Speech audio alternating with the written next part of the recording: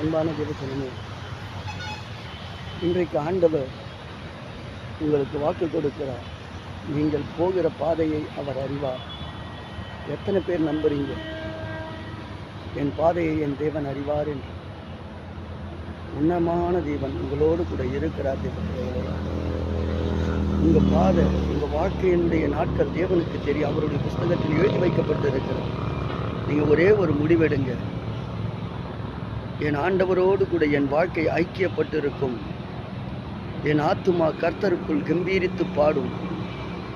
கர்த்தர் நன்மை செய்தபடியினால் அவரை துதித்து பாடுவேன் என்று சொல்லி ஒவ்வொரு நாளும் கர்த்தருடைய கரத்தை பிடித்து நடத்துகிற அந்த மகிமை உங்களோடு கூட இருக்கிற இன்றைக்கு வாக்குத்தத்தம் கொடுத்தவர், அவர் வாக்கு மாறாதவர். சூழ்நிலைகள் தள்ளி போகுதா? கவலைப்படாதீங்க. இன்னும் அதிகமாக ஸ்தோத்திரம் பண்ணுங்க. நீங்கள் எதிர்பார்த்து கொண்டு இருக்கிற முடிவு தாமதமாகுதா? கர்த்தருக்குள்ளே கம்பீரித்து பாடுங்க. அப்பா, நான் போகிற பாதையை அறிந்தவரே, எனக்கு எப்போது எதை செய்ய வேண்டும் என்று நீர் அறிந்து வைத்திருக்கிறீரப்பா.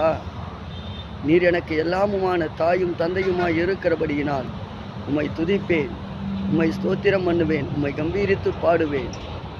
என்னுடைய பெயர் உம்முடைய புஸ்தகத்தில் எழுதி வைத்து இருக்கிறபடியினால் இந்த பூமியில் கொஞ்ச கால வாழ்க்கையில் கர்த்தருக்கு முன்பாக உண்மையும் உத்தமத்தோடு கூட வாழப்போகிறேன். அப்பா, உமக்காக வாழப்போகிறேன். இந்த நாளில் ஒரு முடிவெடுங்க. இந்த 17ஆவது தேதியில் ஒரு முடிவெடுங்க. உமக்காக வாழப்போகிறேன்.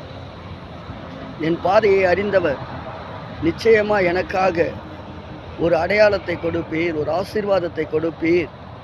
நீர்தான் என் கரத்தை பிடித்து நடத்தி கொண்டிருக்கிறீர் என்று சொல்லி கர்த்தரோடு கூட எப்போதும் சந்தோஷமாக இருங்க.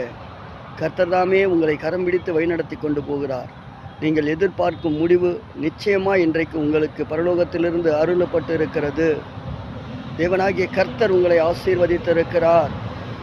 நன்மையும் கிருபையும் தொடரும் என்று சொல்லி வாக்கு கொடுத்த என் எஜமானர் இன்றைக்கு உங்கள் வாழ்க்கையை ஆசீர்வாதத்தின் பாதையிலே கொண்டு போய் நிறுத்தி வைத்திருக்கிறார். எப்போதும் சந்தோஷமாக இருங்க. கர்த்தருடைய மகிமை உங்களை மூடி இருக்கிறது.